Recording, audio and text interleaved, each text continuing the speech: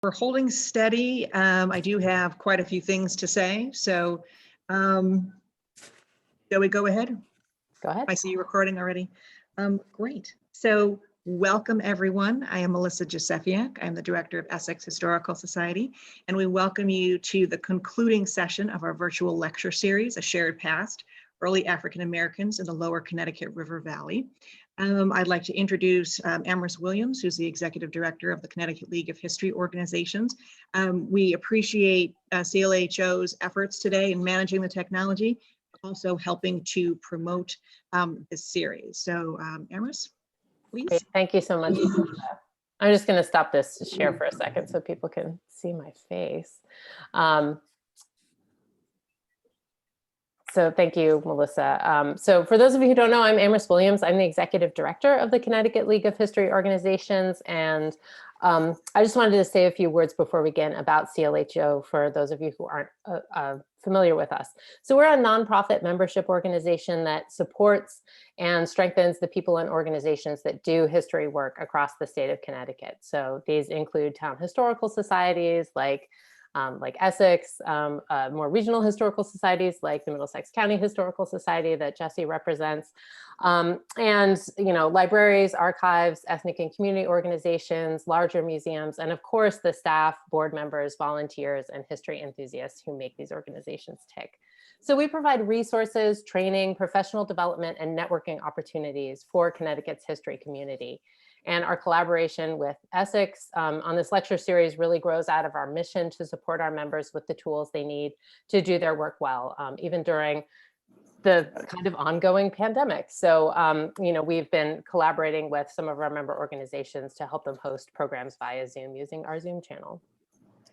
We also work closely with Connecticut Humanities to advocate for the importance of history and cultural heritage at the state and national levels and connect our member organizations with funding opportunities. And we have our main offices at Central Connecticut State University in the history department there, where we work closely with their public history program, which is working to train the next generation of history professionals in the state. So right now, and for a while, all of our programming has been virtual, so it's easy for you to get involved and see what we're about. I invite you to visit our website, clho.org, to learn more. And you can catch up on our virtual programs on our YouTube channel, which is linked from our website as well. With that, I'll hand things back over to Melissa, who will introduce our speaker. Do you want that slide back up, Melissa? Oh, that would be fantastic. Thank you, Amherst. Will do. Again, thank you very much. To make a program like this happen takes many hands. So we'd like to thank EHS board member Verena Harfs for helping to inspire and coordinate the integrity of this series that we're concluding today. We'd also like to thank our friends at the Gilder Lehrman Center for the study of slavery, resistance, and abolition at Yale for helping to promote this program. We'd like to also welcome our friends from Essex Meadows, the home site of our lecture series for the past 6 years. That was before COVID. And once COVID is contained, or as is being contained right now, we can return to our in-person programming there and indoor programming as a whole. And as you see, we've got quite a few programs coming up, in-person programs, which is great. Our beloved Pratt House, the town's only historic house museum, will open on July 4th, and with caution and COVID protocols in place.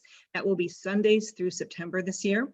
On September 12th, we'll be having our Falls River Lobster Bake to celebrate Centerbrook and coordinate with our friends at Centerbrook Architects. Unfortunately, Centerbrook couldn't get the attention it deserved last year, so we're going to revisit them in 2021. And also mark your calendars for September 25th, because we have a special program with our friends at the Connecticut River Museum called From the Connecticut Headwaters to the Sound, Day of Stories and Song with the Nahantic and the Abenaki.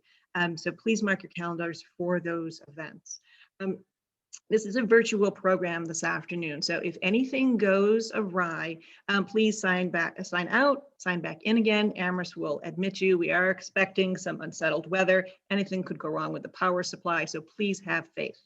But this program is being recorded, and it will be posted on EHS's YouTube channel for the end of this week. You will also be receiving a link after the program so you can rewatch it. I know that in the last 2 programs, I saw people taking notes, which is, I think, very flattering as a historical society. So there'll be the opportunity to revisit this talk again and again.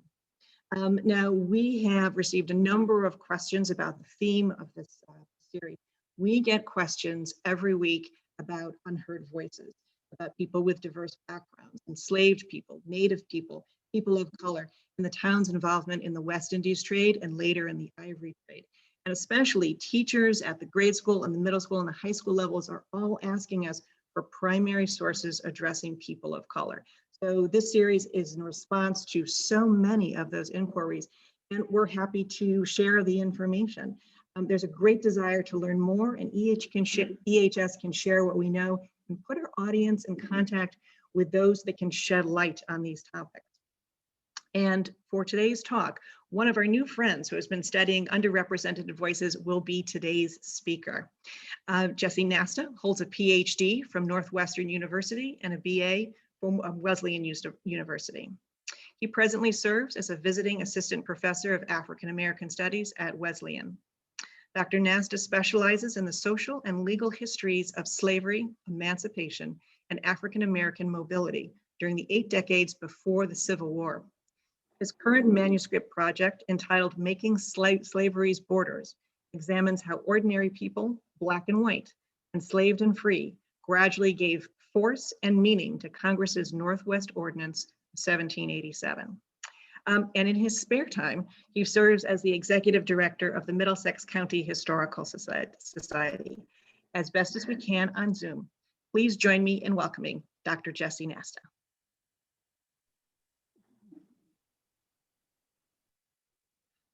Thank you so much for that introduction. Thanks to Melissa Jasoviak and the Essex Historical Society for inviting me. Thank you to Amaris Williams, the Connecticut League of History Organizations. And thank you all for being here. It's really nice to see so many familiar names and faces and some new ones as well. And thank you for that introduction. Yes, so a little bit about me. I happened to grow up in Middletown, just a couple blocks from the Beeman Triangle, which was a historic pre-Civil War African-American neighborhood that I'll be talking about that formed in the 1820s. So I grew up very steeped in the history of Middletown, of this early African-American history there. I became a historian in training while studying at the Historical Society as a Wesleyan undergraduate, and then having gone to grad school and coming back and teaching this history at Wesleyan, particularly the history of African-Americans in Middletown and throughout New England, has been really a thrill for me. And to also be the director of the Historical Society, where I came to love history 16, 17 years ago as a Wesleyan undergraduate, has been wonderful. So with knowing that I'm from Middletown and have this background, throughout my talk, I'll be giving some examples from Middletown, some extra emphasis on Middletown and the Beeman family, the Black abolitionist family that were so central to Middletown's pre-Civil War Black community. But these examples really have resonance and significance for all of the Connecticut River Valley, not just Middletown. And I'm working on a book on the Beemans and their world in Middletown's and the larger Connecticut River Valley. So I'm giving some examples of my own research today. So let me share my screen.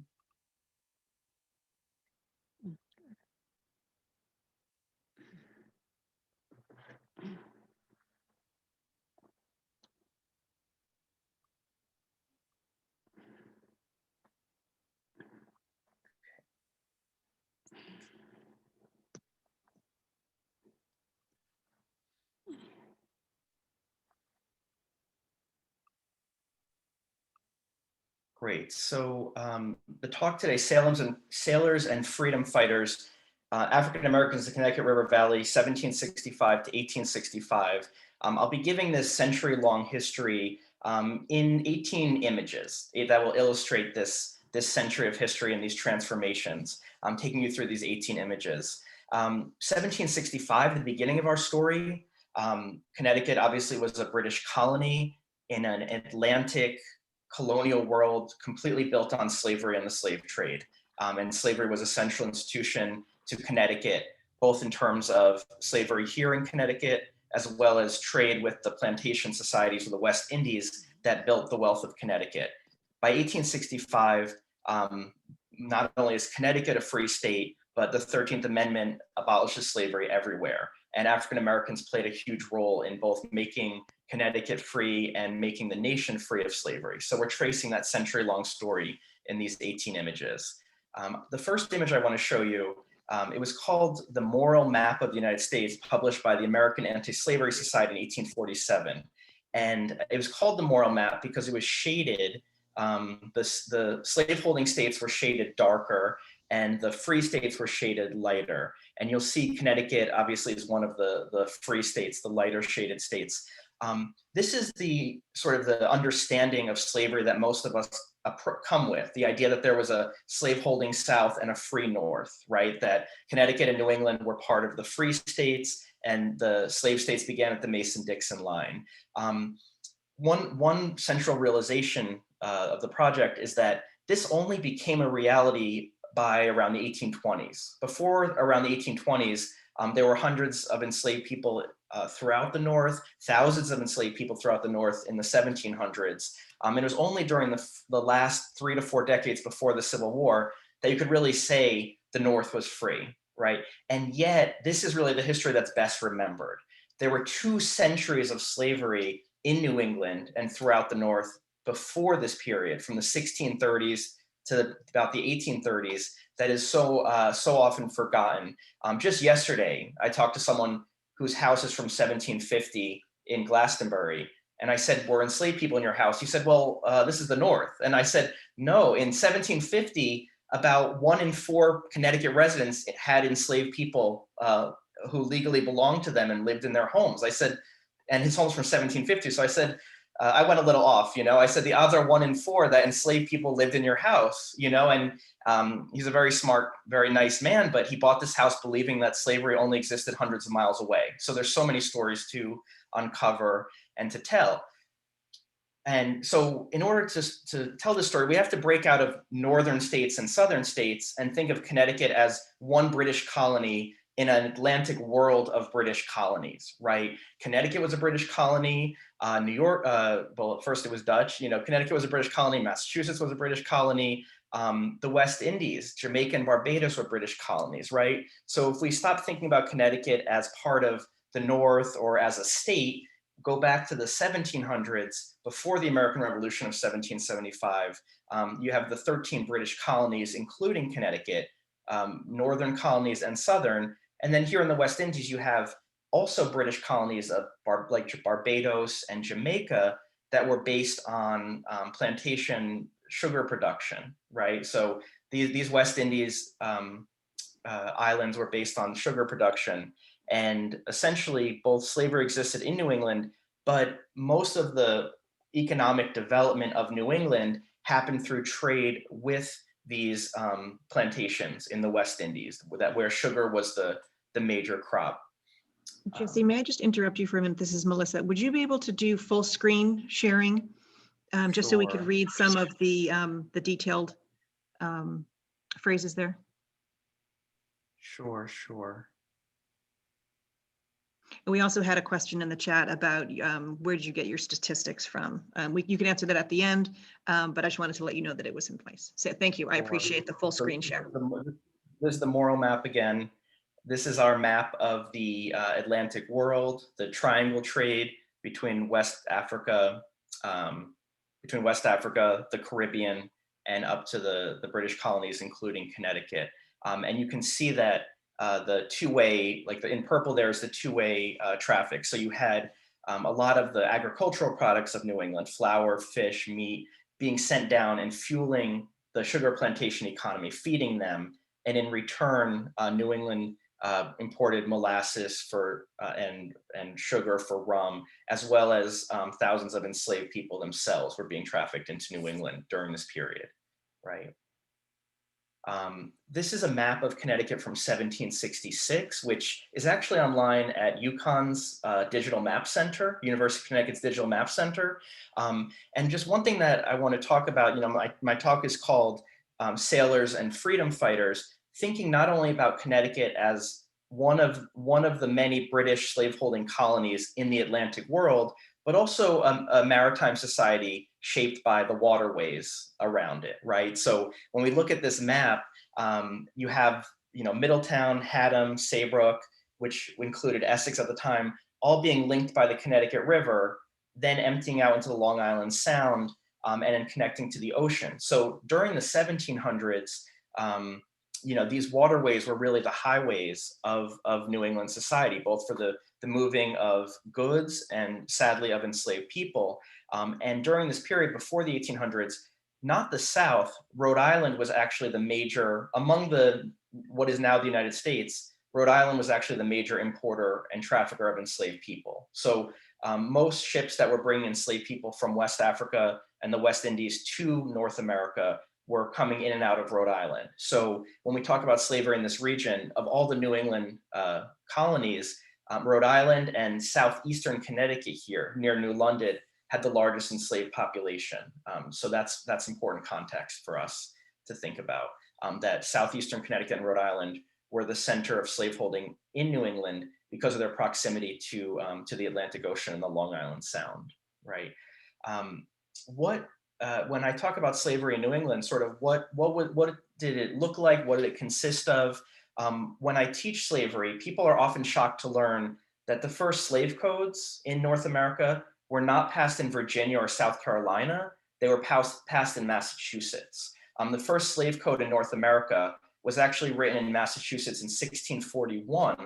And it was called, ironically, the Body of Liberties. And the Body of Liberties, essentially, it's called that because it listed the liberties of free white persons, but at the same time denied liberties to people of color. So one of the provisions in the Body of Liberties is that there'll be no slavery in Massachusetts unless it's in the case of captives taken in, quote, just wars, and such strangers as willingly sell themselves or are sold to us, which that's a big unless, right? That's a big exception. And what they're saying here is the captives taken in just wars is essentially referring to Native Americans who would have been taken captive in the Pequot War and King's Philip War in New England.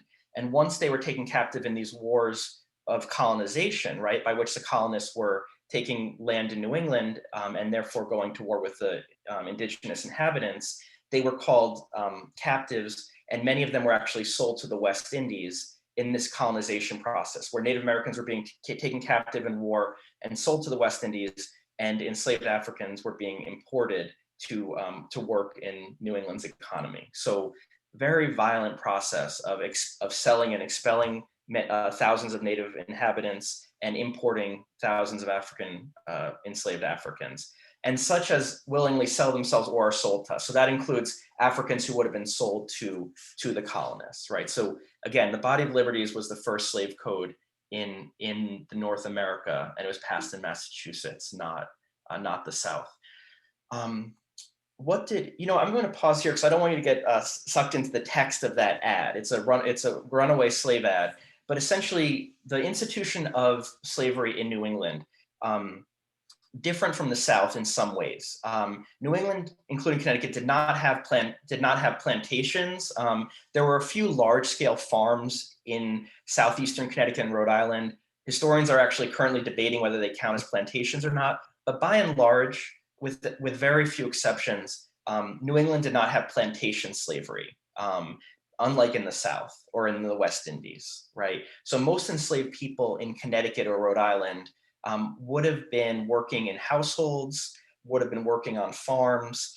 Some of them were even going out to sea as enslaved sailors who sometimes made wages that would be given to the enslaver. Sometimes they were permitted to keep part of their wages, right? So slavery did look different than in the South. I don't want you to think that Northern and Southern slavery were identical. There was a smaller scale, smaller number. To give you an idea, Connecticut had about 5,000 enslaved African Americans right before the American Revolution, which is about a little less than 3% of the population of Connecticut. But when I teach this subject, I always say to students, isn't 3% of the population much larger than zero, right? Most people think the number was zero. So having a 3% enslaved population is a lot larger than a 0% enslaved population, right? But again, even though slavery looked different in New England, the legal structure of slavery, right? The essence of slavery, that people were property, was the same in Connecticut as it was in the South. what the idea of chattel slavery, the idea that people were legally defined as chattel or property, was the case in Connecticut, no less than New England. So under the laws of Connecticut, enslaved people were bought and sold and willed and inherited as property, even though slavery looked different here than in the South. So historians have actually gone through the probate records for 18th century Connecticut and found that 1 in 4 estates listed at least one enslaved person as property. So that's where the number 1 in 4 comes from. About 1 in 4, along with their land and houses and objects in their home, listed enslaved people as part of the estate, and therefore that estate would pass on to their heirs as property. So the essence of slavery is being able to buy and sell someone, owning them legally, owning their labor, and the abuse that comes with that was the same in Connecticut as it was in the South. And one reason we know that slavery in Connecticut was similar and equally cruel was just how many hundreds of enslaved people in Connecticut risked everything to try to escape, just like they did in the South. Connecticut newspapers have hundreds of ads for those who attempted to run away from enslavers here in Connecticut. So this ad was published in New London, Connecticut in 1761, and it might be a little hard to read. So I want to just read what I think is some of the most important part. It says, quote, "Ran away on Tuesday morning, a Negro man called Jordan, about 20 years of age, born at Lyme in Connecticut, about 5 feet 9 inches high, a well-built fellow and remarkably strong, good at all manner of labor, and is a prime sailor. Speaks good English and is very talkative. Speaks much of his being a free man and will endeavor to pass for such, having got a false pass. Whoever takes up the said Negro and brings him to New London or secures him in any of his Majesty's jail shall have £5 lawful money." And then at the end it says, "'Tis almost certain that he intends to go off in some vessel. Therefore all masters of vessels are hereby forewarned not to harbor him, as they will be prosecuted to the utmost rigor of the law." So there's so much going on in just one paragraph here that I think is so fascinating. One is that an enslaved man can be considered a prime or excellent sailor. So we know that there were enslaved people, especially enslaved men, who in New England's economy, they were much more integrated into the economy than plantation-based slavery in the South. There were enslaved people working as carpenters and shoemakers and going to sea. It doesn't mean that they weren't enslaved. It doesn't mean that they weren't treated as property and all the horrors that went with it. It just meant that they did a lot of the same type of work that free people would have done in this situation, except of course without being paid and being considered property. But on the other hand, when I say that they were sailors and freedom fighters, part of this story is that because you had at least some enslaved men getting these skills as sailors, and oftentimes going on vessels, hundreds of miles away from their places of enslavement, some of them use that opportunity to escape. Some of them worked and were able to buy their freedom. So you see a lot more sort of agency, autonomy, and ability to sort of live a fuller life under slavery than you might expect, coming with a plantation slavery model in mind, right? And also having got a false pass, right? So that tells us that in colonial New England, enslaved people, like in the South, had to have written passes to walk around. Otherwise, they would be considered fugitive slaves and be put in jail. So all of those legal controls that supported slavery in the South were also present in New England. The passes, the whippings, the jails. Connecticut was a police state no less than southern states were. The fact that he had to forge a pass to move about freely. And then that he intends to go off in some vessel, right? So you can see how proximity to the Connecticut River and the Long Island Sound also enabled some enslaved people to escape, and how slaveholders and lawmakers tried to push back against that by tightening legal restrictions on Black movement, right? We don't know what happened to Jordan. We have hundreds of these runaway slave ads in New England newspapers, but oftentimes this is the only snapshot we have of these lives. So we don't know if he was successful, if he was recaptured. However, Some of you might already know about Venture Smith. Venture Smith's probably the best known formerly enslaved person in colonial Connecticut. And Venture Smith, his life wasn't all that different from other enslaved people, but his fate, the end of his story, is very different. Like Jordan, he was enslaved in Connecticut. Like Jordan, he used his proximity to the water to escape. In 1754, he actually took his enslaver's boat and made it to Long Island with 2 other enslaved people and a white Irish indentured servant. The white Irish indentured servant betrayed them, and he was recaptured. And Venture Smith in 1754 was actually sold as a retaliation for trying to escape slavery. He was sold from Fisher's Island, New York, to a family in Stonington, Connecticut. But one amazing thing is, once he got to Stonington, Connecticut, he used his skill as a sailor, as a mariner, to eventually earn enough money to buy his freedom, buy his wife's freedom, and buy the freedom of all of their children. You see the cover of his narrative here, Narrative of the Life of and Adventures of Venture. He recounted this and published it in 1798. One reason why we know so much about Venture Smith and why he's so well known is only about a dozen enslaved people left their own narrative of surviving the Middle Passage from West Africa to North America. So he's one of only about a dozen who actually recounted his own story of being enslaved in Africa and being forcibly brought across the ocean, the Atlantic, as a child.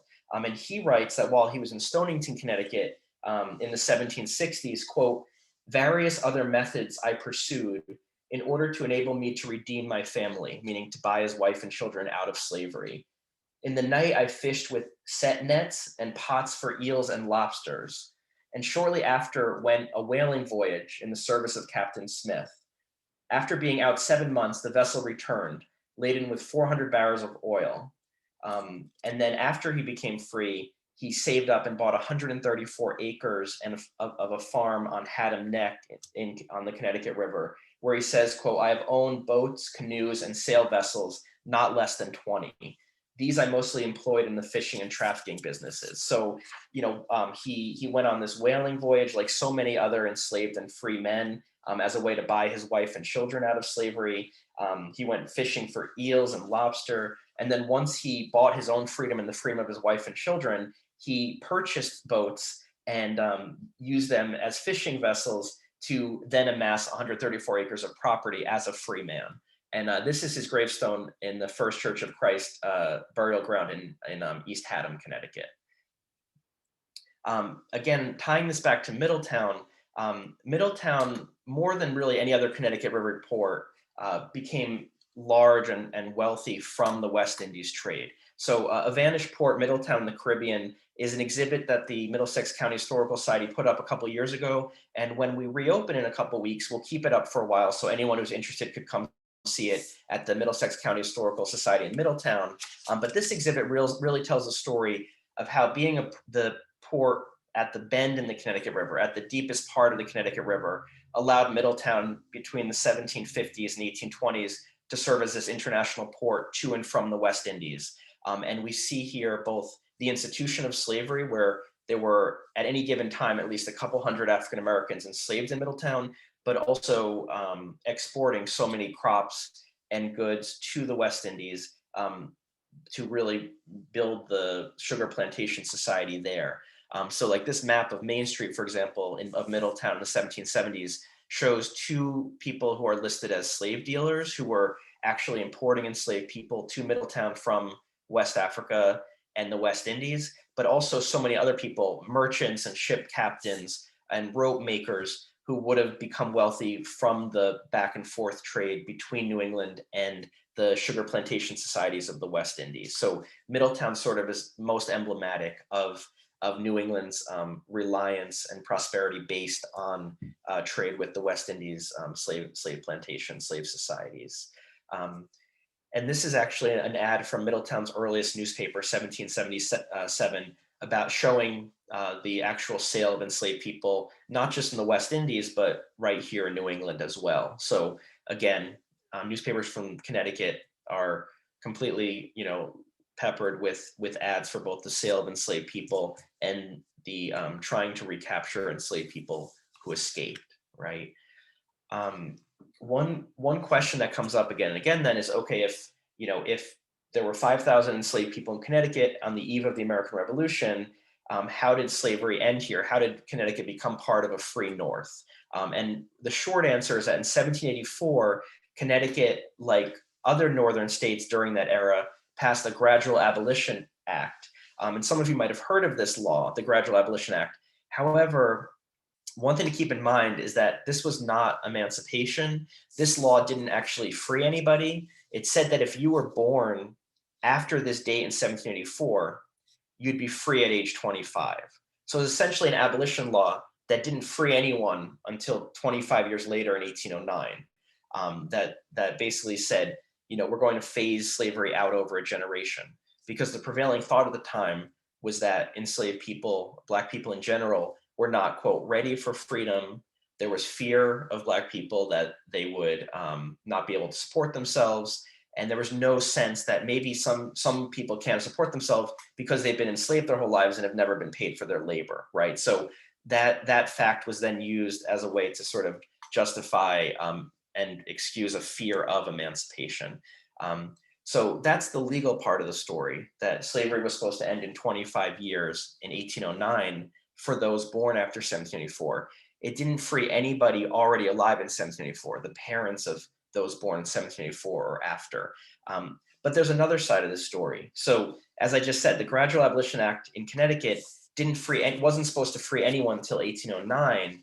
And yet by 1800, 16 years later, the majority of African Americans in Connecticut were free, 5/6 of them. So about 5,000 out of the 6,000 African Americans were free. How did that happen? A major part of that story is the American Revolution itself, that during the American Revolution, even prior to this law, enslaved people started escaping in record numbers because of the chaos of warfare here in Connecticut between the British and the colonists. Hundreds of enslaved African Americans enlisted to fight in the Revolution against the British. So you had over 200 African Americans fighting for American independence, and not in all cases, but in some cases they became free as a result. So that's how some enslaved people got their freedom, by fighting in the American Revolution. And then others bought their freedom, bargained for their freedom. Some of them escaped to the British lines, because really the American Revolution, enslaved people in New England were, more than the British, they were at war with slavery. So some of them pursued freedom by fighting for the Continental Army against the British, and others escaped to the British and became free that way, or fought on the British side. So that was the start of emancipation. Also after this law, you had a lot of enslaved people, like Venture Smith had, buying their own freedom, escaping. And because this law sort of limited slavery to one more generation, enslavers were much more likely to and willing to allow enslaved people to buy their freedom, because slavery had an expiration date in Connecticut in a way it had not before the American Revolution. So I want to pivot to this gradual freedom process, and particularly Middletown. This is Reverend Jahal Beeman. He was the pastor of the Cross Street AME Zion Church in Middletown, which was one of the first 4 African-American churches created in Connecticut.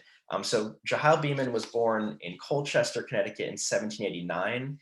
His father, Caesar Beeman, had been one of the 5,000 African-Americans enslaved in Connecticut on the eve of the Revolution. His father fought in the Revolution in place of his enslaver, John Isham, and was freed as a result. And the Beemans are pretty amazing, because he was freed as a result. And Jahal Beeman recorded the story that when he was freed, his father said, "I want to, quote, be a man and not a slave." And that's why he chose the name Beeman for himself, B-E-M-A-N, be a man. So there's often this sort of assumption that enslaved people took the surnames of their enslavers, but in many cases they took names like Beeman or Freeman, like Freeman. So those were, that's why those became common African-American surnames. So this is Jahal Beeman. So by the 1820s, Jahal Beeman is a pastor in a Black Methodist church. By this point, due to Gradual Abolition Act and due to the activism of enslaved people and the resistance of enslaved people themselves, Connecticut is almost completely ended legally by the 1820s. This is his son, Amos Beeman, who went on to become a pastor in New Havens free Black community. So a lot of my research focuses on Middletown and the Beeman Triangle. This community began forming in the 1820s when free African Americans in Middletown formed what's now called the Cross Street AME Zion Church, which will be 200 years old next year in 1822. So the Cross Street AME Zion Church was one of the first 4 African American churches in Connecticut. Essentially what you have happening is by the 1810s, 1820s, most African Americans in Connecticut now are free, and they are starting to form their own institutions and organizations, particularly Black Methodist and Baptist churches and some Black congregational churches. So these Black churches that start forming in the wake of emancipation then become the foundation for the movement against Southern slavery, which, as we know, continued until 1865, right? So the Beeman Triangle is one of the free Black neighborhoods in the Connecticut River Valley that became a foundation for organizing against slavery, a center of the Underground Railroad, a center of the movement for African American civil rights in Connecticut, right? 1834, a number of African American women in the Cross Street Church found one of the first Black women's abolitionist societies in the United States, right there in the Cross Street Church. And the founders included Jahal Beeman's wife, Nancy Beeman, and daughter-in-law, Clarissa Beeman. And I just think this is really amazing because here is the constitution of their Black Women's Abolitionist Society that's forming in 1834. And they say that we endeavored to improve our condition, meaning the condition of free Black people, recently emancipated people in the North, and, quote, remember them who are in bonds as bound with them. So they're saying that we're going to work to improve the condition of freed Black people here in New England who remained disenfranchised, for example, could not vote until 1870, who were denied almost all access to education, to jobs, and also remember those who remain enslaved in the South as if we were in bonds with them, right? So this was kind of the two arms of their movement, for equality for African Americans in New England and attacking slavery in the South, where 95% of African Americans in the US at this time remained enslaved in the South, about 4 million people. So this is the Constitution. The other part of this story is what were called colored conventions. So in addition to forming abolitionist societies, forming churches, Black men in both Connecticut and throughout the North, beginning in the 1830s, started forming these conventions where they would elect delegates to them. Essentially, like I said, African-American men remained unable to vote under the Connecticut state constitution until 1870, and yet they would elect delegates to represent the Black community in these conventions to sort of make demands and wishes known to the larger white community to combat all the stereotypes that kept them disenfranchised and denied them a place as citizens, right? So I think this 1849 convention that the Beemans organized, there's a lot of things about it that I think are quite amazing, but one is this call. This call was published in the Hartford Courant in 1849, in the weeks leading up to this convention in New Haven. And this was what they wrote. They wrote, "Brethren, we propose to meet you in convention in the city of New Haven to consider our political condition and advise means for our elevation and advancement. Now as a body, we have no political existence. We are dead to citizenship, struck down by an unrighteous state constitution, and our life spark quenched by a cruel and unreasonable prejudice. Yet evidences of progress are numerous and increasing in our own state. We bid you to come then from the four corners of the state, from the valleys of the Housatonic and the Connecticut. Let the dwellers on our southern shores, who witness daily the mighty pulsations of old ocean, come up as bold and irresistible and roll on the tide wave of liberty." One thing I love about this call is that the connections to the Connecticut River and the Long Island Sound, that even in the call for convention, they're understanding that it was the Connecticut River and the Long Island Sound that also unified these Black communities, right? That opened the paths for communication and activism among them, that so many free Black people, especially free Black men, that is, in New England, continued to work on whaling ships, on coastal vessels, transporting goods up and down the coast and back and forth to the West Indies. So just as, under slavery, Sailing had been a means for escape and for community building among enslaved people.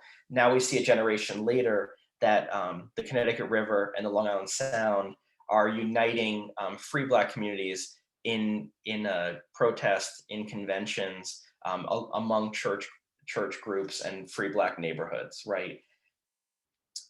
The other arm of this is the role in the Underground Railroad. Oftentimes the Underground Railroad, we hear much more about white abolitionists who sheltered those who were escaping from the South. And yes, there were a handful of white people, a relative handful of white people in Connecticut who were agents on the Underground Railroad.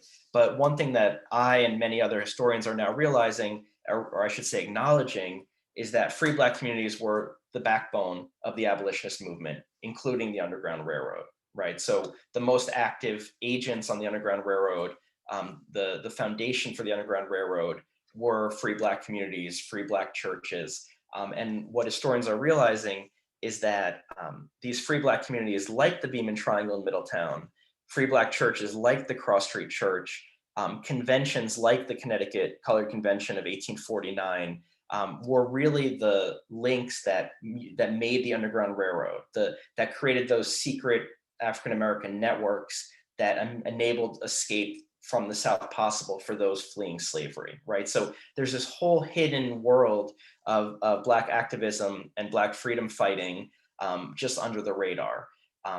We're still uncovering it because by definition, the Fugitive Slave Act made it a crime to help anybody who was escaping from slavery. And the Fugitive Slave Act was the law of the land in every state. So even in Connecticut, Black and white abolitionists had to be secretive about what they were doing. It was a violation of the Fugitive Slave Act. If they were too vocal, enslavers would have known and made it easier to recapture those fleeing from slavery. But we have a couple crucial documents. The autobiography of James L. Smith. I told you about Venture Smith's autobiography. Venture Smith's autobiography from 1798 is an autobiography by a Black man who had been, enslaved and brought from West Africa, had been enslaved in Stonington, Connecticut, and then purchased his own freedom and became free that way. The autobiography of James L. Smith, who was an African-American Methodist pastor in Norwich, Connecticut, is one of the few autobiographies we have of someone who escaped to Connecticut through the Underground Railroad himself. So that's quite amazing, right? And when he wrote this in 1881, he recalled escaping up the Connecticut River from New York to Hartford by steamboat.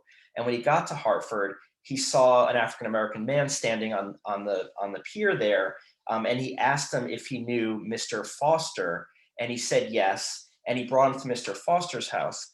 But one thing that's amazing is Mr. Foster, we know, was one of the leaders of the Black Convention movement and one of the leaders of the Free Black Church in Hartford. So you can see how the same activists created this underground network. He said when he found Mr. Foster in Hartford, quote, "He conversed with me a while and went out among the abolitionists and informed them of my circumstances in order to solicit aid to forward me on to Springfield, Massachusetts. Many of them came in to see me and received me cordially. I began to realize that I had some friends. I stayed with Mr. Foster till afternoon.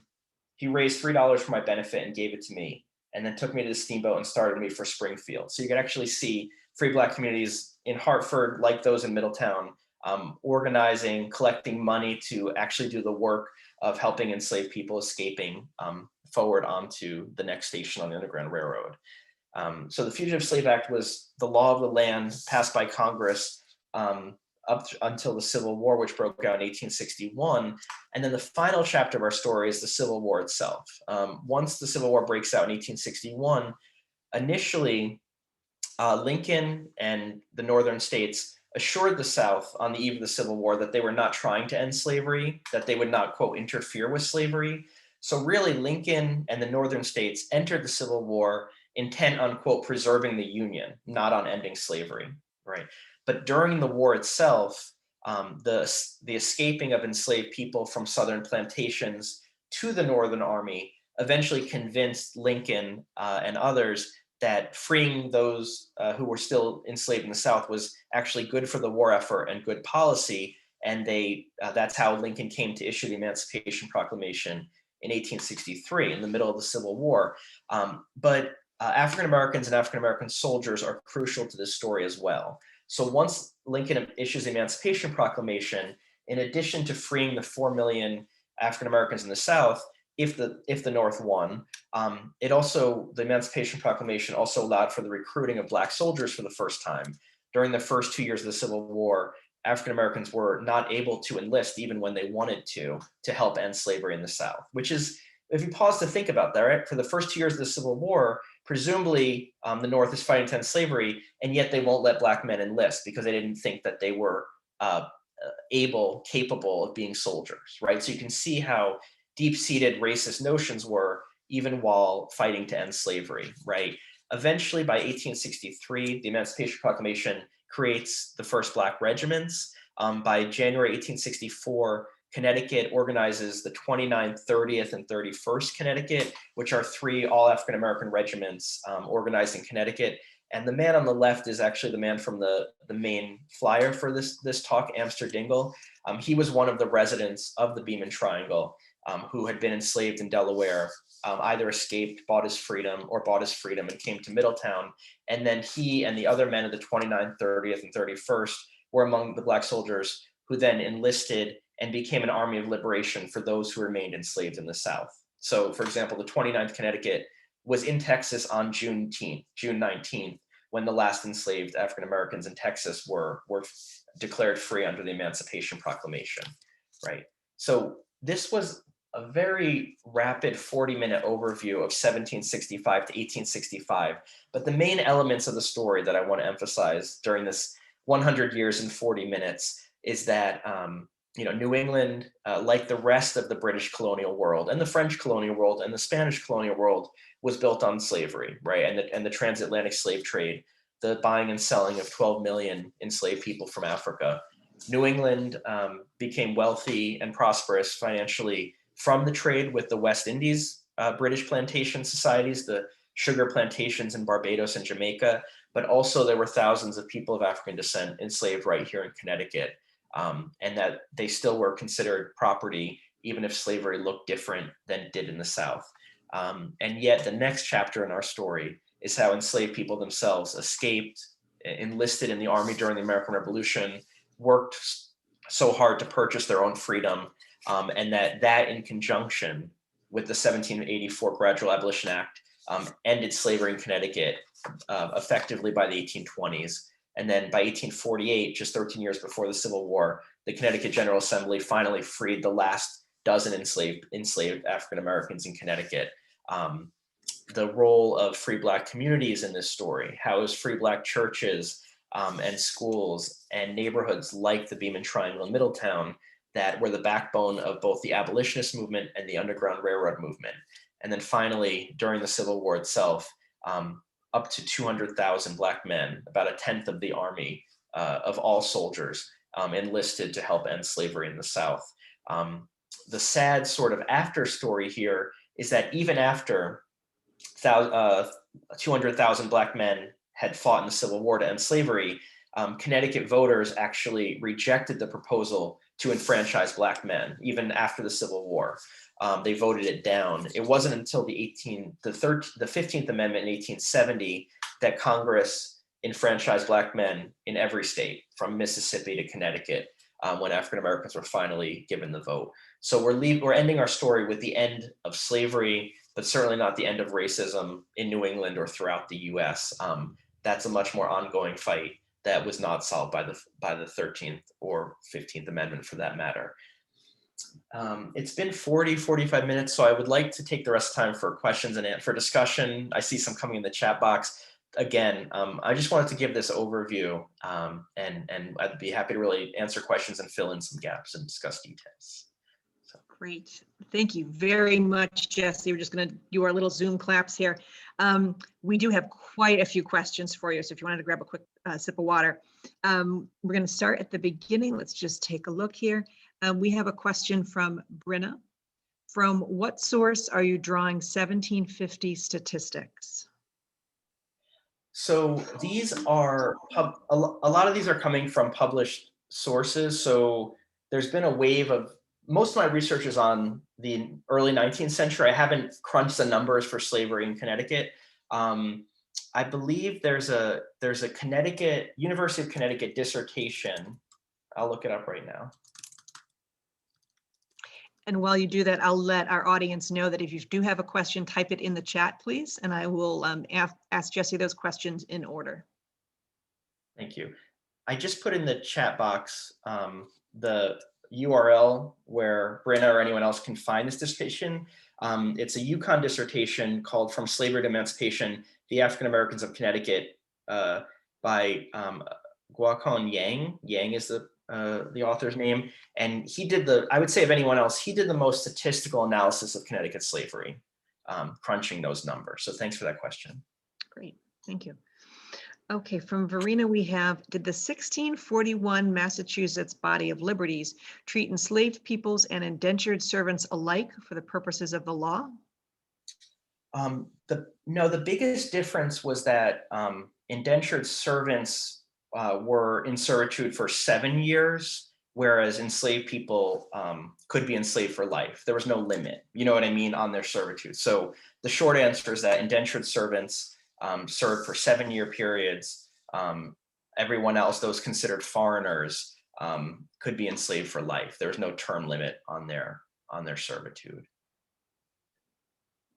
Okay. Oh, the current storage of the past records. Mm-hmm. Brenna's asking the current storage of the past records.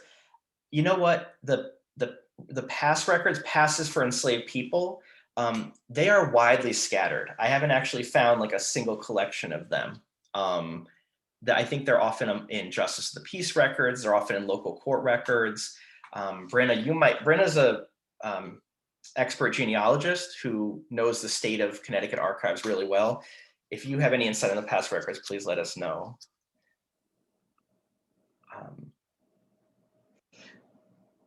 I'm happy to move on when you're ready. Okay. So from Verena, would all enslaved peoples in Connecticut who escaped head to Canada? Initially not. So Canada didn't legally become a haven for enslaved people till 1833. That's when Canadian courts said they would not return enslaved people to the United States. So oftentimes, because Canada was so far, and we're talking about an early period when travel was so difficult, and Canada had not yet totally abolished slavery or become a haven, a lot of them would hide out in cities in the North, and go to Boston, go to New York, go to Philadelphia to try to blend in with free Black communities there. Oftentimes it was just more feasible than going to Canada from New England. Yeah. Okay.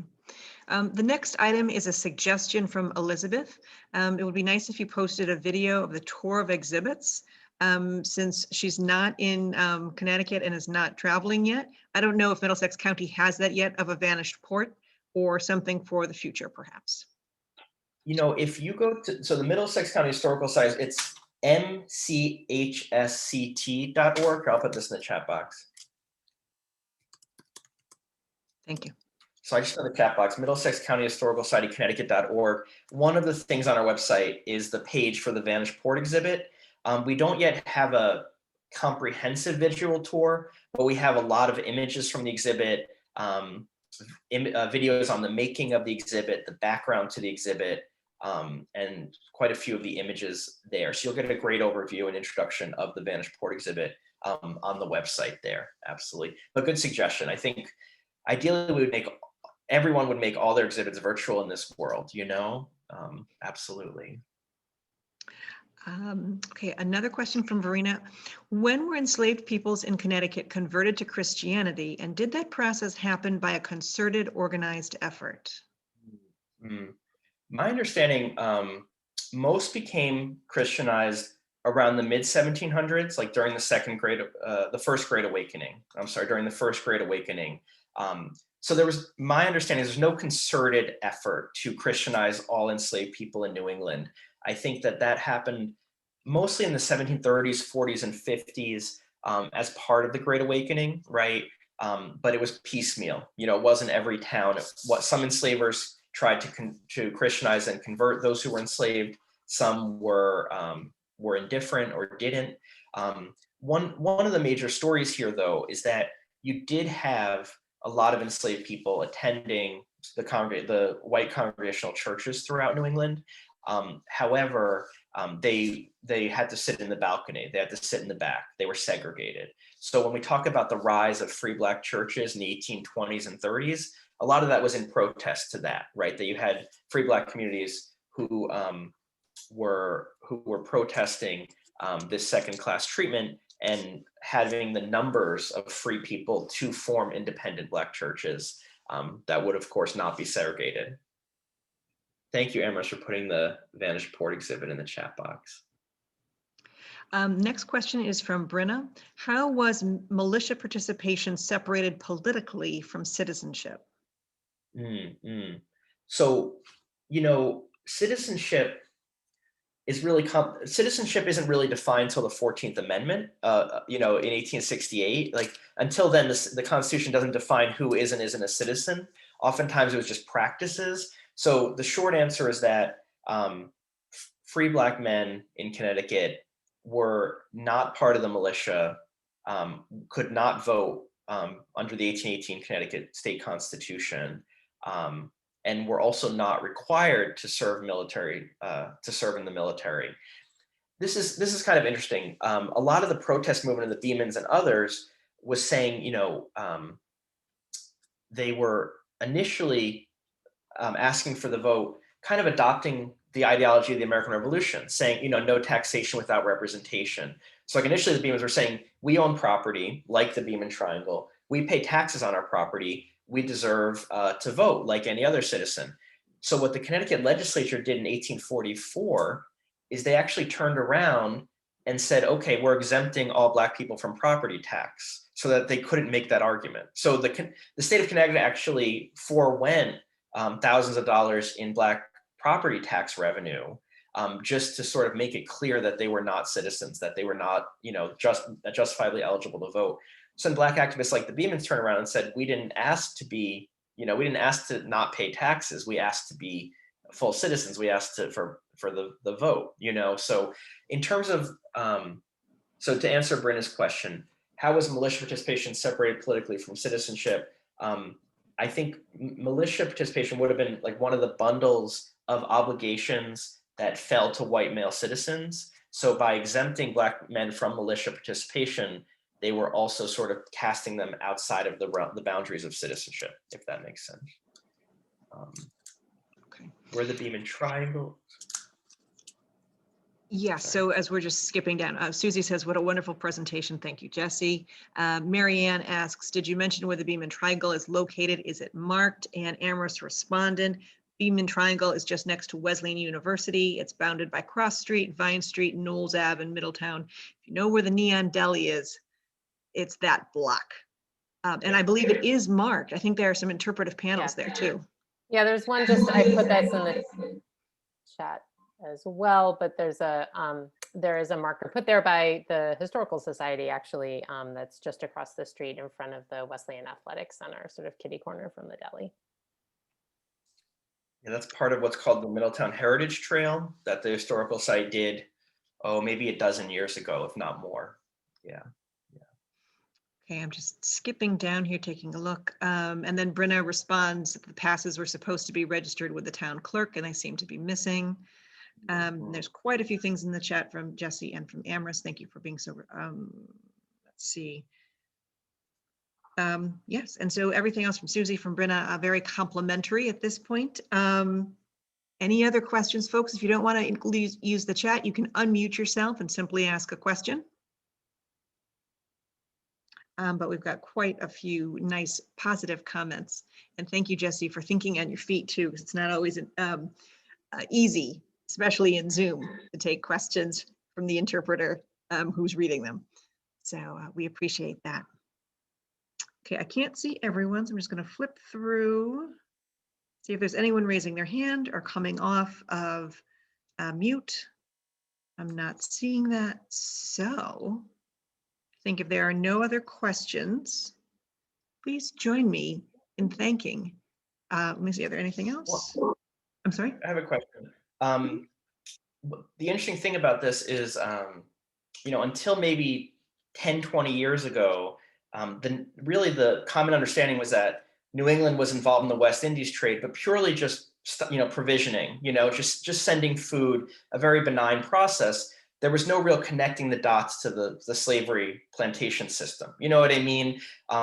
It's only in the past decade or so that historians have come to this new consensus that that slavery was at the center of the West Indies plantation system. Therefore, New England was economically at the center of slavery, right? And similarly, there's a new consensus that New England was most definitely a society with slavery. That's relatively new. So I'd love to hear sort of, has this new kind of historical census been emanating out? To what extent has this new narrative reached everyone, and to what extent are we still sort of, is this new, or are we sort of grappling with it, unlearning some things that we thought we knew before, that we were taught in school? I was taught in school that the North was always free and the South was, and so.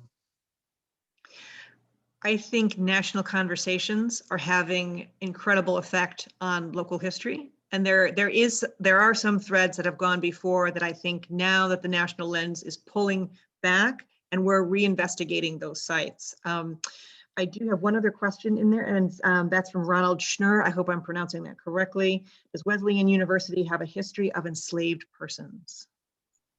Hi, Ron. So I know, Ron, you're familiar with Princeton's project to look at their history of slavery. The short answer about Wesleyan is Wesleyan was founded in 1831. And by 1831, there were only a handful of enslaved people still in Connecticut, right? So the short answer is no, not because Connecticut is virtuous or anything, just because Wesleyan was founded essentially post-Northern emancipation. Brown University was founded by the brothers Brown, who were among the largest slave traders in New England, because Brown is from the 1700s. So Brown and Yale are from the 1700s, so they were completely built on money from the transatlantic slave trade to New England. Wesleyan is a century later, so they just happen to not be. So that's the short answer. But when I discuss this, a lot of the Wesleyan buildings, like the Davidson Arts Center, was the Alsop House, and the Alsops, that a generation earlier, they gained their fortune in the West Indies trade. So there's intergenerational connections to this history, but it was really more of by the time Wesleyan was founded, it was really the children and grandchildren of those who became rich in the West Indies trade that were building what is now the campus. That's the short answer. So just and there's a counterpoint in that. Oh, I'm sorry, Verena, you had your hand up. Mm-hmm. My question sort of follows up on Jesse's question about what is the perception in Connecticut of our history. And I recently learned that historians make a distinction between what I think they call a society with slaves or with slavery, and then slave societies. And if I get this right, the distinction is that a society with slavery, slavery is not at the center of the economy and is not really part of the overall perception of what really makes that society tick. Whereas a slave society, which is what the South certainly experienced, slavery is essential to everything that's going on, to the entire economy. And if that distinction is something that you also would make historically, where would Connecticut fare in this? Mm-hmm.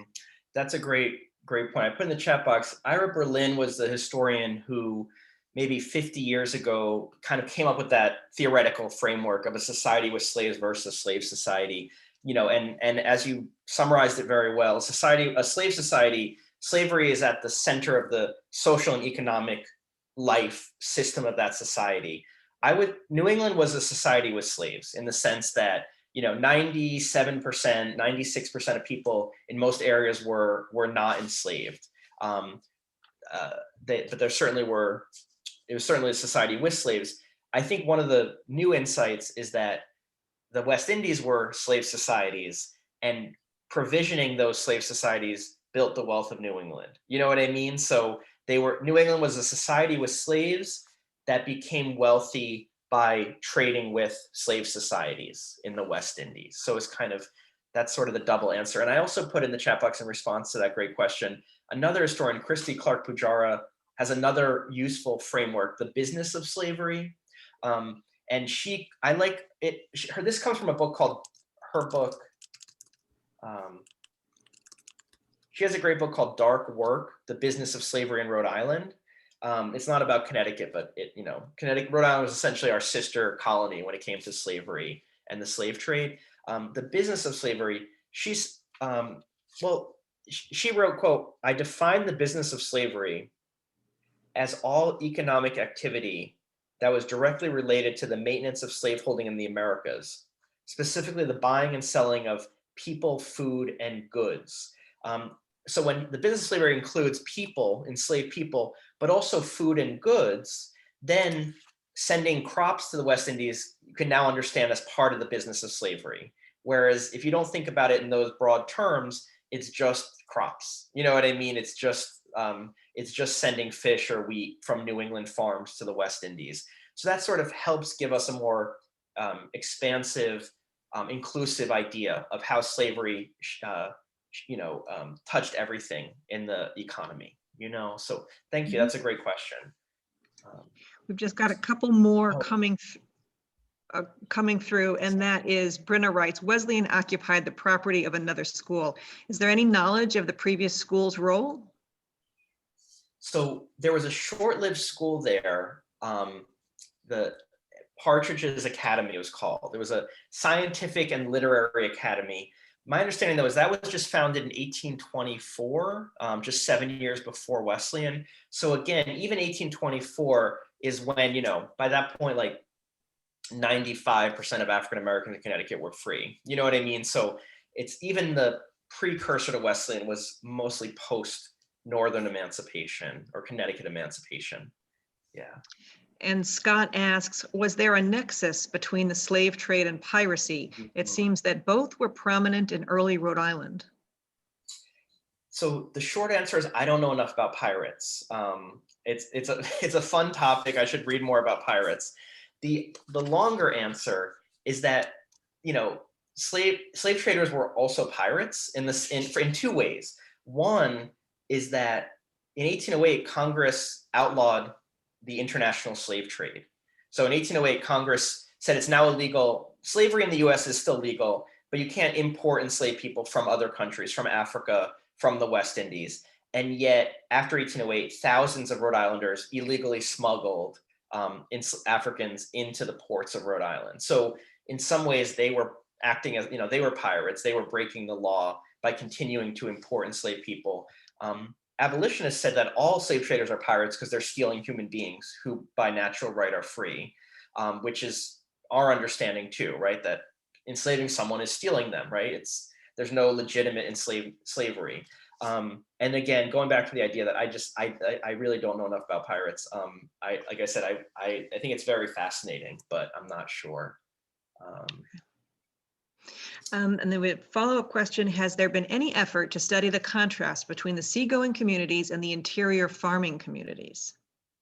Fascinating question. I'm kind of getting a preliminary view of that in my own research. I'm actually sorting through that question right now as we speak.